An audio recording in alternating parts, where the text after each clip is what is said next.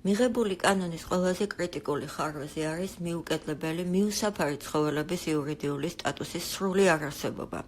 კანონმდებლობა მათ ტოვებს სამართლებრივ ვაკუუმში, სადაც მე-18 მუხლით მუნიციპალიტეტებს ევალებათ პოპულაციის მართვა, თუმცა არ არსებობს არც ერთი სახელმწიფო თავშესაფარი, რაც იმას ნიშნავს, რომ მართვა მხოლოდ დახოცვასა და გაქრობას გულისხმობს.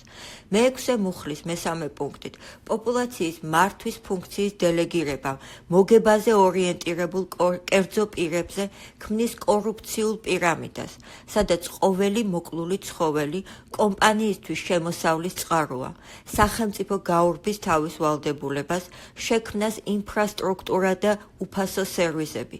სამაგიეროდ იგი აწესებს რეპრესიულ მოდელს, რომელიც ებრძვის არა პრობლემას, მიტოვებას და უკონტროლო გამრავლებას, არამედ თავად ცხოველებსა და მათ მფლობელებს. წინამდებარე კანონი საჭიროებს დაუყოვნებლივ მორატორიუმს და ფუნდამენტურ რევიზიას, რათა აღიკვეთოს ის ჰუმანიტარული კატასტროფა, რომელიც 2026 წლის 1 იანვრიდან საქართველოში ცხოველების მასობრივი ჟლეტის სახით დაიწყება. 21 მუხლის ვედაზე ქვეპუნქტები, რომელიც ეხება დაუძლურებასა და თანდაყოლილ ნაკლს, უნდა შეიზღუდოს მხოლოდ იმ შემთხვევებით, როდესაც ცხოველის ტანჯვა სამედიცინო თვალსაზრისით შეუქცევადია და მკურნალობა შეუძლებელი, რაც გამორიცხვას ვეტერინარის მიერ სუბიექტურ ინტერპრეტაციებს. აუცილებელია გამოიყოს მინიმუმ 5 წლიანი გარდამავალი პერიოდი, რომლის განმავლობაშიც რეგისტრაცია, მიკროჩიპირება, სტერილიზაცია, კასტრაცია იქნება სრულად უფასო მოსახლეობისთვის.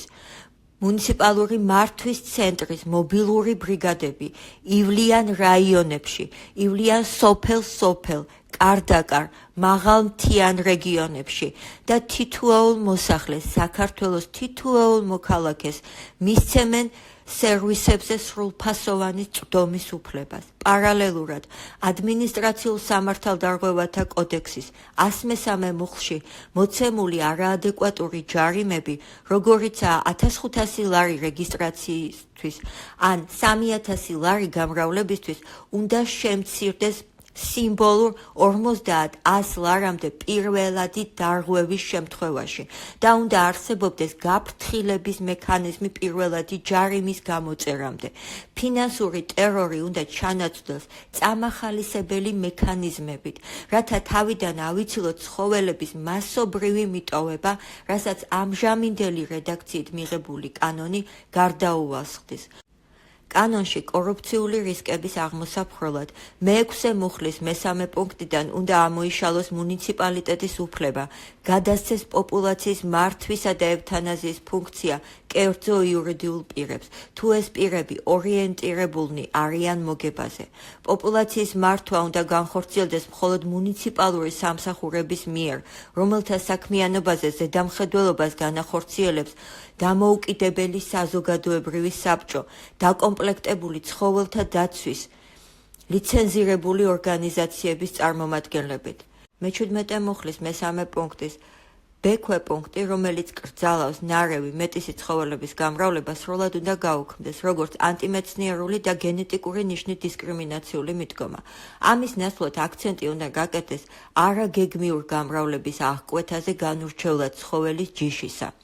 დაუშვებელია ცხოველების სიცოცხლეზე პასუხისმგებლობის დაკისრება კინოლოგებისა და ფენოლოგებისათვის, მანამ სანამ ქვეყანაში არ იარსებებს მართის სერტიფიცირების მკაცრი და გამჭვირვალე წესი.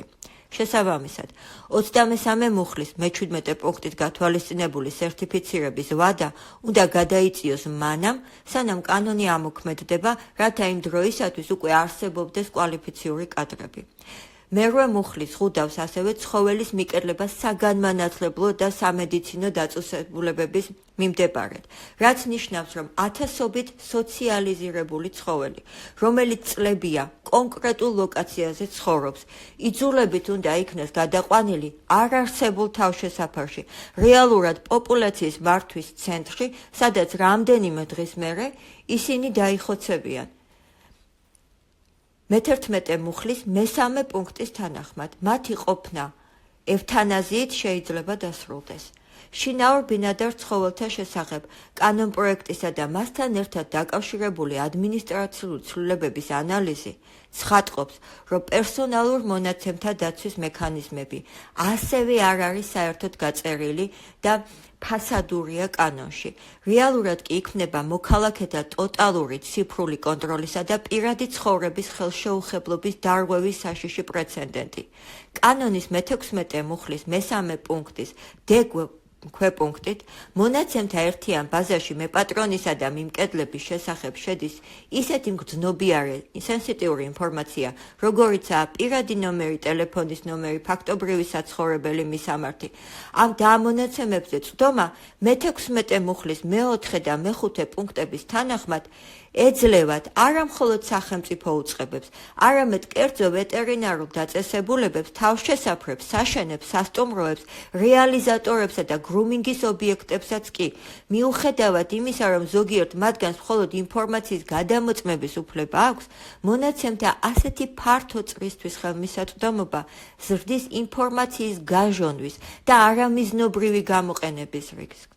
განსაკუთრებით საგანგაშოა ადმინისტრაციულ სამართალდაღუებათა კოდექსის 290 მუხლის მე-6 ნაწილის და მე-3 ნაწილში შეტანილი ცვლილება, რომელიც სახელმწიფო სერვისების განვითარების სააგენტოს ავალდებულებს სამართალდარღვევის იდენტიფიცირების მიზნით მუნიციპალიტეტის მერიის სტრუქტურულ ერთეულებს ან მათ მიერ დაფუძნებულ იურიდიულ პირებს მიაწოდოს პერსონალური მონაცემები სახელმწიფო ბაზებიდან. თეორიულად ამავე მუხლში არსებობს დათქმა, რომ მუნიციპალიტეტს ეკრძალება ამ ინფორმაციისთვის გადაცემა ან გაზიარება, თუმცა რეალურად კონტროლის მექანიზმი თუ როგორ უნდა აღიკვეთოს მონაცემთა ბოროტად გამოყენება და მუნიციპალური ინსპექტორების ან კერძო კონტრაქტორების მხრიდან გაწერილი არსად არ არის. ეს ქმნის გარემოს, სადაც მოქალაქის პირადი ცხოვრება ხდება სრულად გამჭვირვალე იმ პირებისთვის, რომლებსაც პოპულაციის მართვისა და დაჯარიმების ფუნქცია აქვთ მინიჭებული. ამ ყველაფერს ემატება კანონის მე-6 მუხლის მე-2 პუნქტის ზექვეპუნქტი, რომელიც მუნიციპალიტეტს ანიჭებს უფლებას განახორციელოს გეგმიური და არაგეგმიური მონიტორინგის წესების დაცვაზე. პერსონალურ მონაცემების ბაზაში არსებული ზუსტი მისამართების ფლობა ამ მონიტორინგის პროცესს აქცევს მიზანმიმართულ პოლიციურ რეიდად, სადაც მოქალაქის სახლი აღარ არის დაცული პირადი სივრცე. პერსონალური მონაცემების დაცვის რეალური მექანიზმის ნაცვლად ჩვენ ვიღებთ სისტემას, რომელიც იყენებს სახელმწიფო რესურსს მოქალაქის წინააღმდეგ, რათა ნებისმიერ დროს მოხდეს მისი იდენტიფიცირება, დაჯარიმება და საჭიროების შემთხვევაში ცხოველის კონფისკაცია. ოღონდ კონფისკაცია არა თავშესაფარში, არამედ მუნიციპალური მართვის ცენტრში, სადაც ცხოველი რამდენიმე დღეში გარდაიცვლება ევთანაზიის შედეგად. მონაცემთა ბაზა იქცევა არა მხოლოდ ცხოველთა აღრიცხვის, არამედ მეპატრონეთა დევნის ხელსაწყოდ, რაც კიდევ ერთხელ ადასტურებს ამ კანონზე მორატორიუმის გამოცხადების აუცილებლობას პერსონალური მონაცემების დაცვის ევროპულ სტანდარტებთან შესაბამისობაში მოყვანამდე. მნიშვნელოვანია არსებობდეს ასევე გონივრული ვადების მექანიზმი, რომლებიც მოქალაქეებს მისცემენ საშუალებას გასაჭირში არ დატოვონ ტრასაზე ან სხვაგან ნაპოვნი მომაკვდავი ავადმყოფი ან უბრალოდ უპატრონო ცხოველი ან მისი ნაშიერი. ვიდრე ეს ფუნდამენტური ცვლილებები არ აისახება ტექსტში, 24 მუხლით გათვალისწინებული კანონის ამოქმედება უნდა შეჩერდეს და გამოცხადდეს მორატორიუმი, რათა თავიდან ავიცილოთ ჰუმანიტარული კატასტროფა და მიუსაფარი ცხოველების სისტემური განადგურება. უმნიშვნელოვანესია მორატორიუმის გამოცხადების შემდეგ მოხდეს კანონის ფუნდამენტური გადამუშავება. 21 მუხლიდან ამოღებულ იქნას ევთანაზიის საფუძვლად ყოველგვარი ქცევითი თავისებურება, აგრესია და იგი შეიცვალოს მხოლოდ შეუქცევად სამედიცინო ჩვენებით. უნდა გაუქმდეს ნარევი მეტისი ცხოველების გამრავლების აკრძალვა და გენეტიკური ნიშნით დისკრიმინაცია და აქცენტი უნდა გაკეთდეს ნაყარზე. ადმინისტრაციული ჯარიმების მოცულობა უნდა შემცირდეს ქვეყანაში არსებული ეკონომიკური რეალობის პროპორციულად. სახელმწიფომ უნდა აიღოს ვალდებულება საყოველთაო უფასო სტერილიზაციის, რეგისტრაციის, ჩიპირების, ყველა სოფელში ვეტ დაწესებულების სახელმწიფო პროგრამების განხორციელებაზე მინიმუმ 5 წლიანი გარდამავალი პერიოდის განმავლობაში უნდა განისაზღვროს მიუკეთლებელი, მიუსაფარი ცხოველების იურიდიული სტატუსი, უნდა შემუშავდეს გაფრთხილების და გონივრული ვადების მექანიზმები, უნდა შეიქმნას მოხალისეთა ბაზა, იმ მოქალაქეების, რომლებიც მოხალისეობრივ საწყისებზე ზრუნავენ მიუსაფარ ცხოველებზე და უანგაროდ უწევენ მათ პირველად ვეტერინარულ დახმარებას და აწარმოებენ ცხოველების გაჩუქებას.